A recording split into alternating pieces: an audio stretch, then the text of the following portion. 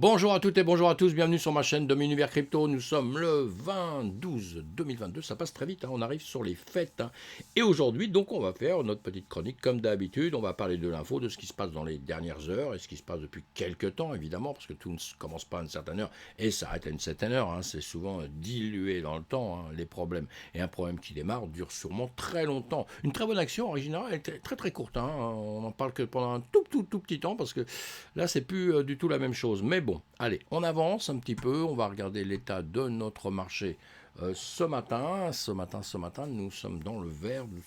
C'est pas mal. On a pas mal de vert. On a un petit peu de rouge, tout ça.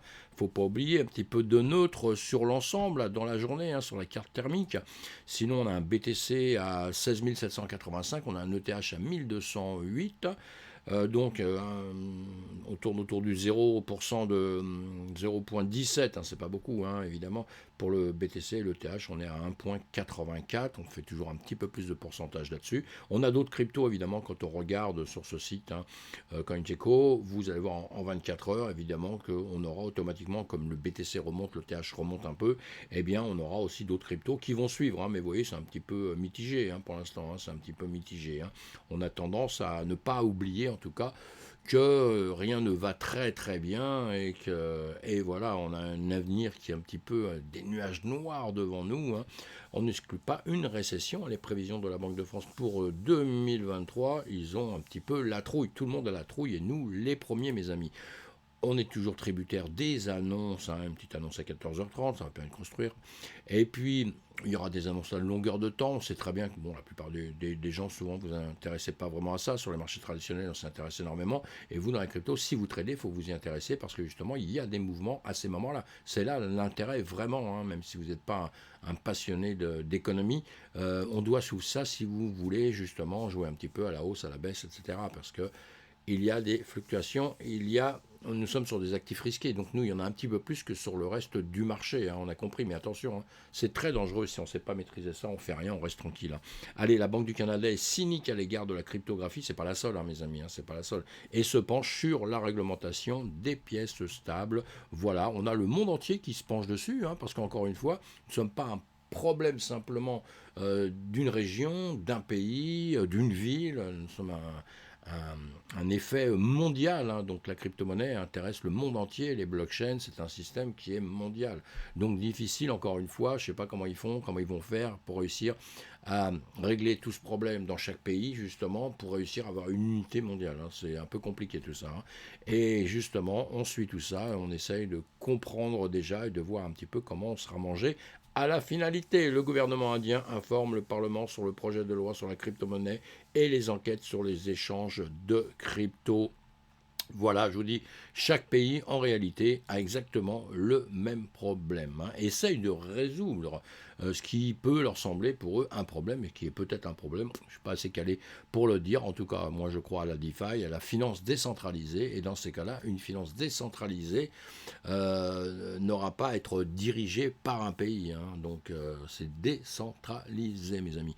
Donc c'est un autre encore entre parenthèses, autre chose à étudier. Si vous ne connaissez pas, justement, il faut réussir à comprendre ce que c'est que la finance décentralisée, ce qui est pas très compliqué, mais il faut un peu se pencher dessus. Et si vous rentrez dans notre écosystème, il faut à tout prix vraiment faire la distinction entre ces deux systèmes, finance centralisée et finance décentralisée. BlockFi souhaite rétablir les retraits sur sa plateforme. Beaucoup de problèmes dans BlockFi, on l'a bien compris. Ils essayent de se blanchir auprès de ses créanciers. Vous voyez, on a un article que vous allez lire sur Bin Crypto. Et ils essayent de se blanchir un petit peu, et évidemment, on l'aura bien compris, les tweets qui sont passés, tout ça. Je vous mets les liens, donc comme ça, vous pourrez voir tout ça. Mais en final, ce que j'aime bien, c'est les utilisateurs se méfient. Malgré la possible annonce d'une bonne nouvelle, les créanciers de BlockFi sont loin de se réjouir. Pour certains d'entre eux, il serait nécessaire de ne pas croire au remboursement des utilisateurs, puisque Celsius Network, on se souvient très bien de ça, avait usé de la même technique. Néanmoins, à ce jour, les indemnités n'ont toujours pas été versées aux principaux intérêts. Donc, on n'oublie pas tout ça. On essaye d'avancer, d'avancer parce qu'il faut avancer dans la vie, mais on n'oublie pas un peu ce qui s'est passé avant. et c'est ce qui nous permet peut-être d'être prudent dans tout ce qu'on fait, hein. Le temps saura donc nous dire si BlockFi aura su tenir sa promesse et se démarquer des autres entreprises crypto en faillite, parce que pour l'instant, c'est le même souci partout. Une faillite, perte d'argent, et vous pouvez toujours pleurer pour récupérer votre argent. Donc on le sait.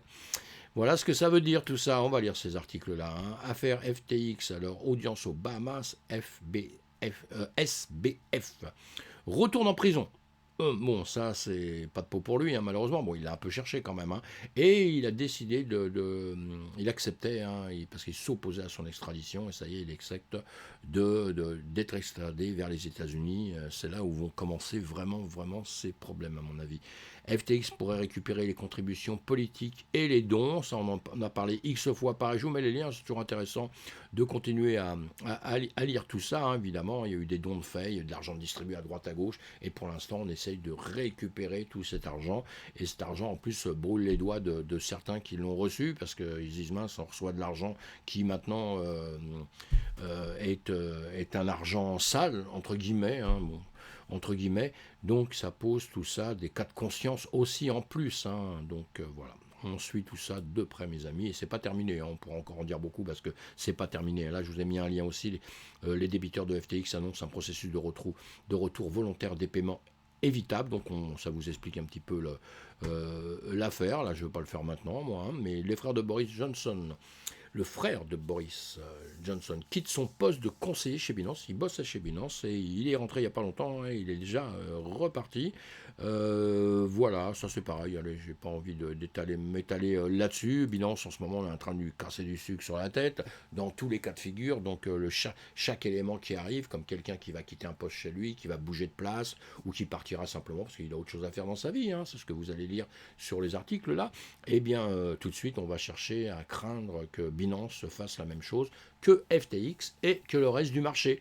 Nous sommes dans la peur, on ne doit jamais oublier ça, hein. Alors, encore une fois, on s'intéresse à tout ça, on lit tout ça parce que je pense que l'information est vraiment utile, hein, dans notre écosystème et dans le monde entier, mais on reste calme, on reste tranquille. En ce moment, c'est peut-être, on dit toujours que dans notre système, dans le trading aussi, on dit ça énormément dans le trading et dans la finance, il y a des fois la meilleure des actions, c'est de rien faire. Eh bien peut-être qu'une période comme on a aujourd'hui, parce que je sais que beaucoup de gens m'en m'appellent, donc j'essaie de faire un résumé, hein, tout le temps des discussions que je peux avoir pas mal de gens, et c'est toujours à peu près la même chose. Est-ce que je suis arrivé à mon point, au point bas? Est-ce que maintenant c'est le point bas, donc vas-y, je peux miser, je peux tout balancer là parce que ça va remonter en flèche? Non, ça on le saura jamais. On ne peut pas le savoir, c'est pas possible. Il faut que les actions se fassent et ça va remonter un moment. Quand ça va remonter un moment, là on va commencer à comprendre que le marché, ça y est reparti. Pourquoi? Une tonne d'investisseurs, etc., qui vont arriver dedans. Et là on va repartir. Et attention, et quand on repartira, il ne faut jamais oublier qu'on fera des hauts et on fera des petits bas, hein, pour repartir vers le haut. C'est toujours comme ça que ça fonctionne. Mais il n'y a personne au monde aujourd'hui qui peut vous dire quoi que ce soit. Il n'y a personne au monde qui peut vous dire le chemin que va prendre le BTC aujourd'hui. Pourquoi? Parce qu'on a une économie mondiale qui est difficile. Imaginez, on a les Russes là qui nous parlent encore, je ne vous ai pas parlé de la guerre de l'Ukraine aujourd'hui, mais la guerre de l'Ukraine, encore une fois, hein, grosse pensée pour eux, hein, pour tous les gens qui meurent. Imaginez que les Russes, là, ils nous sortent une bombe, ils nous sortent une nouvelle bombe, indétectable, etc., des conneries comme ça. Imaginez, l'autre, il balance une chose comme ça. Bah là, votre cher BTC, il va s'écrouler, mes amis, hein.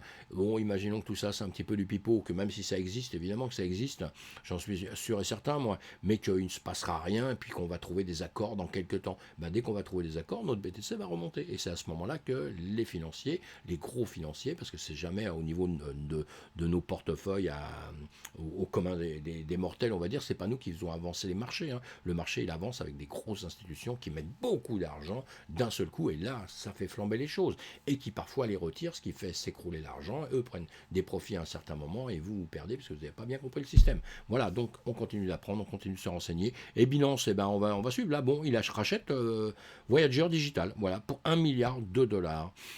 Donc on va suivre tout ça, hein, pourquoi pas. Donc automatiquement, ça a dû faire remonter un peu l'action de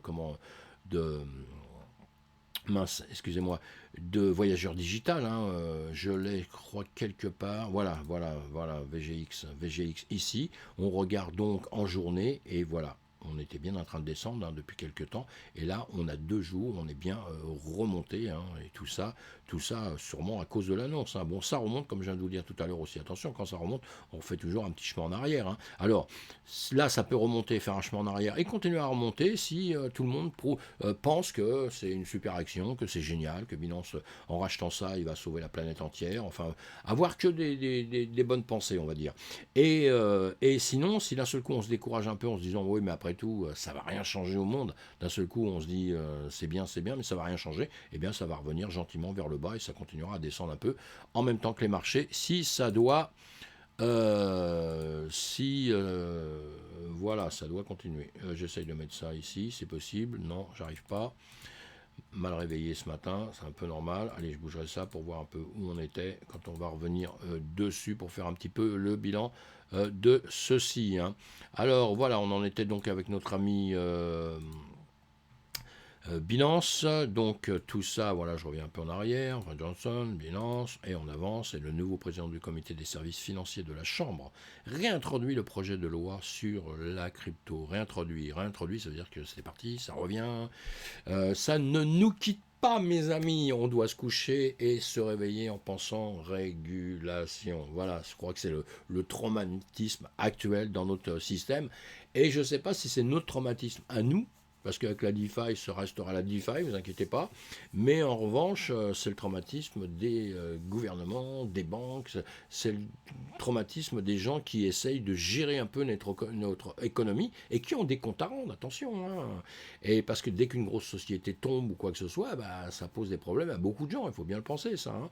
Ça pose des problèmes à ceux qui ont perdu de l'argent, évidemment, la première des choses, et ceux qui n'ont pas su, justement, réguler certaines choses, empêcher certaines faillites. Il y a des responsabilités, on le sait, hein, c'est comme ça, hein, la vie est comme ça et on ne va pas la changer. Donc voilà, je vous mets les liens aussi. Hein.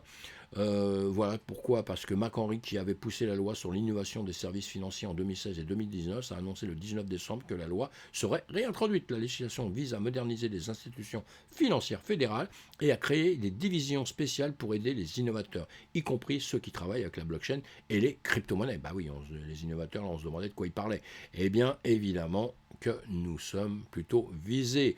Selon McHenry, les entreprises légitimes peuvent éviter les ennuis juridiques en concluant un accord pour assurer la conformité avec des agences telles que la SEC et la CFTC. La mesure a été motivée par le programme de bac à sable réglementaire de Caroline du Nord. Hein. Bon, il y a plein de choses à expliquer. Évidemment qu'on a besoin de faire quelque chose, mes amis. On ne peut pas rester comme on est là. On ne peut pas rester avec des faillites qui tombent à longueur de temps. Et on prouve une chose aussi, c'est qu'actuellement les entreprises sont tombées, donc on a eu très peur. Et maintenant on cherche la prochaine catastrophe, parce qu'on vit dans une angoisse.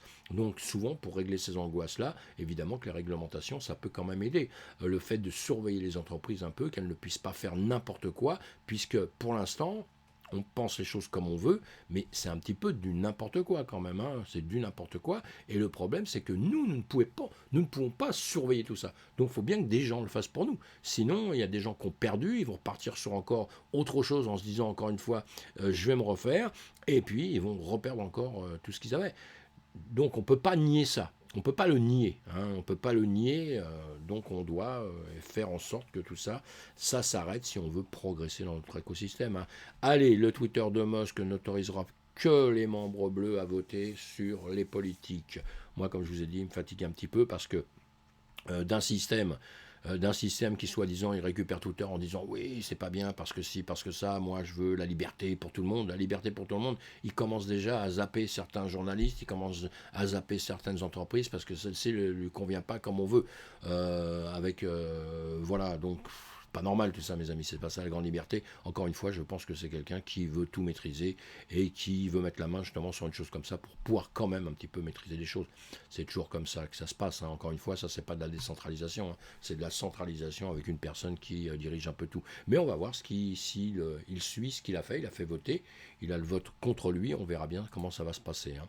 Allez, ça c'est super. La caméra corporelle de la police divulgue la phrase de départ du sujet lors de l'inspection du véhicule. Alors ça, il y a une vidéo, allez la voir, hein, évidemment. Hein.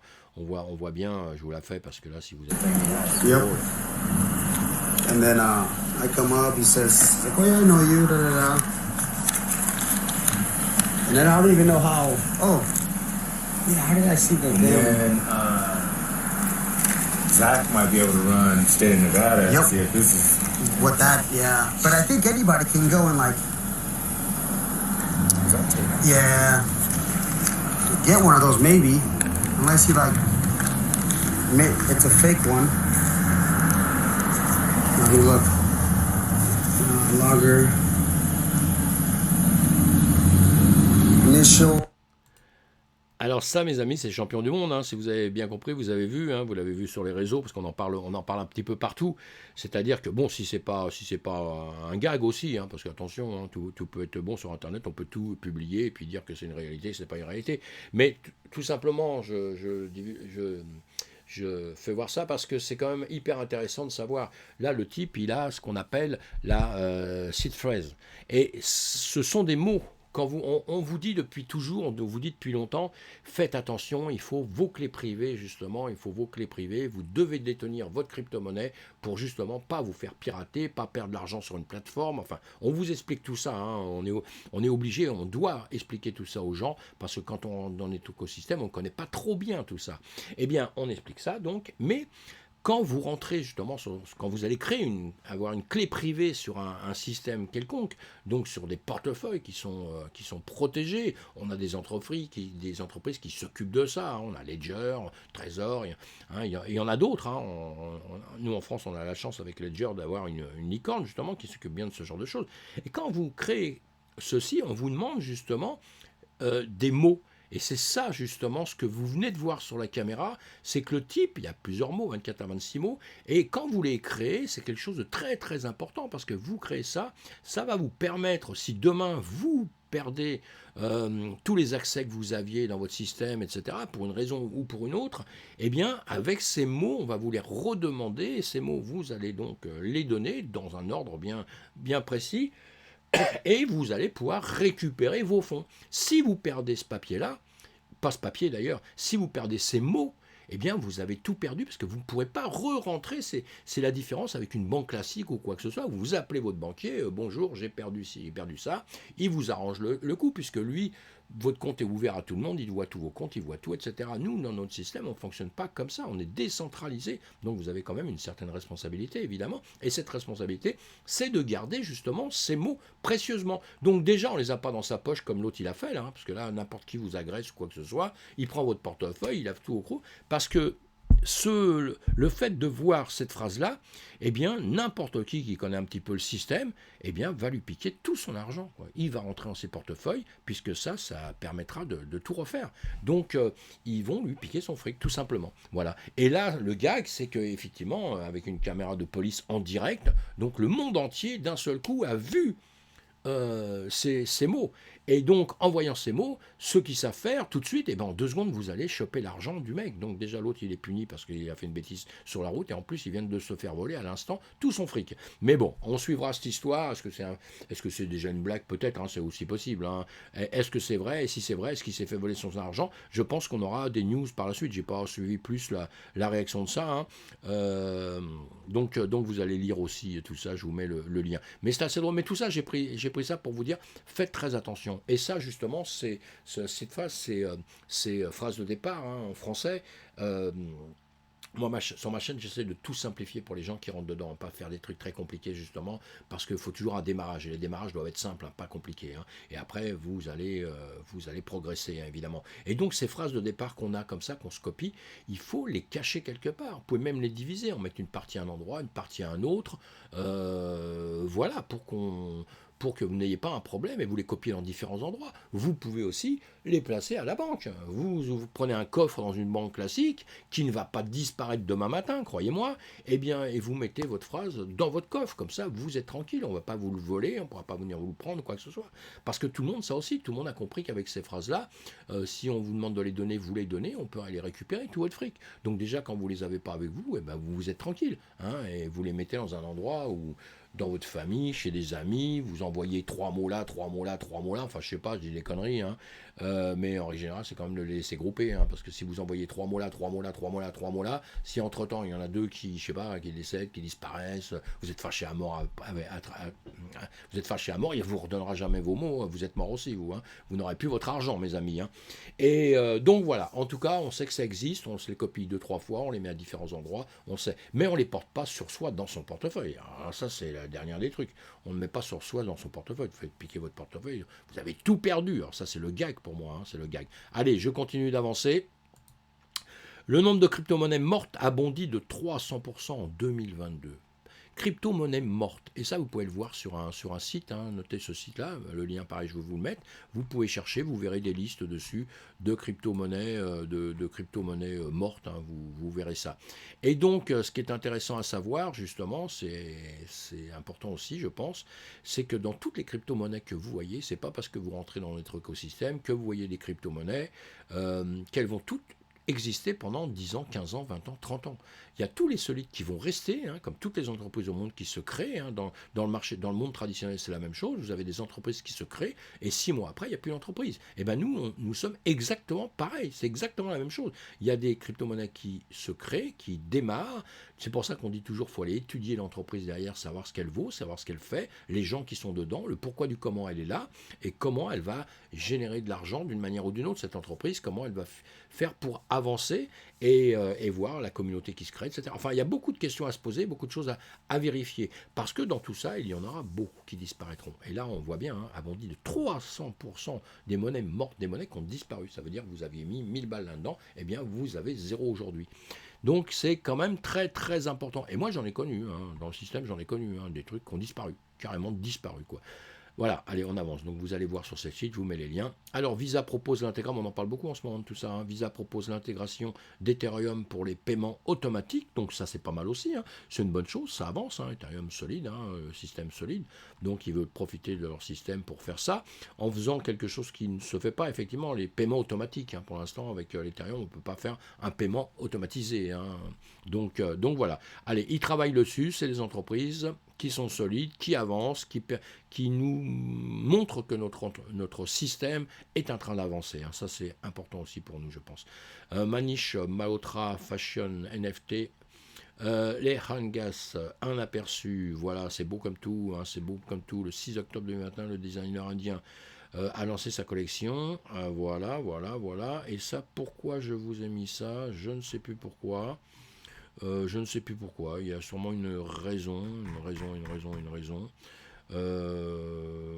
Estime que la blockchain est un écosystème qui encourage. Oui, voilà, c'est ça. Je vous l'ai mis parce que bon, savoir que ça existe, hein, le connaître, mais il dit juste que bon, justement, la blockchain est un écosystème qui encouragera les créateurs à intégrer les NFT dans leur stratégie commerciale. Évidemment que plus on va avancer, plus justement, vous allez voir, on a déjà tous les gens, plein d'artistes qui sont rentrés dedans, ça joue pour la musique, on a vu que ça peut jouer dans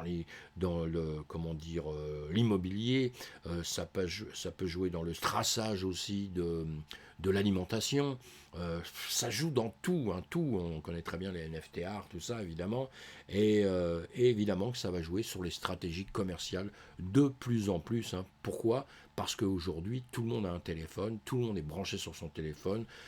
Personne ne va dans les expositions, je plaisante là, hein, mais pas grand monde ne vont voir des musées, des expositions, des choses comme ça. Pas grand monde, mais en revanche, sur le téléphone, tout le monde y est. Tout le monde est branché sur le téléphone. Maintenant, hein, vous rentrez dans le métro le matin, hein, juste pour rigoler, eh bien, vous avez tout le monde sur son téléphone. Bon, beaucoup moins ici en France et à Paris, parce qu'on se les fait voler largement. Mais vous allez en Asie, et j'ai des photos, moi, là-dessus, en Asie, Shanghai, vous êtes dans le métro, mais 99,9% a son téléphone à la main en train de lire quelque chose sur le téléphone. Bon, le 0,1% qui manque, là, il est en train de dormir parce qu'il est un peu fatigué de sa journée. Vous voyez, sinon, tout le monde a son téléphone à la main, quoi. C'est un truc de fou. Et on est en train de progresser comme ça dans le monde. Hein. Au Japon, c'est exactement la même chose. Dans différents pays d'Asie, c'est exactement la même chose. Ils sont un peu en avance là-dessus sur nous. Hein. Et voilà, allez, je continue, moi, justement, d'avancer aussi. Mais on a vu le principal. Hein. On a vu le principal. On surveillera le VGX dans l'avenir.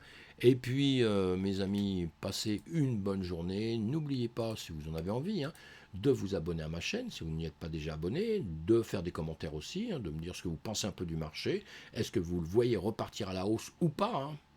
Et quand surtout, et quand est-ce que vous avez en vous disant dans votre tête, oui ça y est, maintenant c'est bon, dans 2-3 mois ça repart, machin. Moi je l'ai annoncé sur des vidéos, j'ai déjà dit, je me suis mouillé un petit peu, hein, parce que plus personne n'ose se mouiller maintenant. Moi j'ai dit comment je voyais le chemin jusqu'en juin. Eh bien sûr, je le vois comme ça jusqu'en juin. Maintenant, sincèrement, je ne détiens pas la vérité. Alors, si vous êtes simplement dans la crypto-monnaie, si vous êtes un joueur, vous jouez à pile ou face, il ne faut pas miser sur moi, mes amis. Hein, parce que moi, je ne suis pas joueur du tout et je ne fais pas du pile ou face. Je me dis c'est comme ça, puis si c'est pas comme ça, je ferai autrement. Vous voyez, je m'en fous un petit peu en réalité de dire il va arriver à tel niveau. Je le dis comme ça, voilà. Je dis ce que je pense en réalité. Mais surtout, je ne pense pas que je détiens la vérité, quoi. Voilà, donc moi je suivrai le BTC. S'il veut descendre, je continuerai à descendre avec lui, je continuerai à travailler avec lui. S'il remonte, eh ben, je continuerai aussi à travailler avec lui. L'important pour moi, c'est de participer. On connaît parce que nous sommes dans un système extraordinaire, mes amis. Allez, à plus tard, à bientôt. Passez une bonne journée.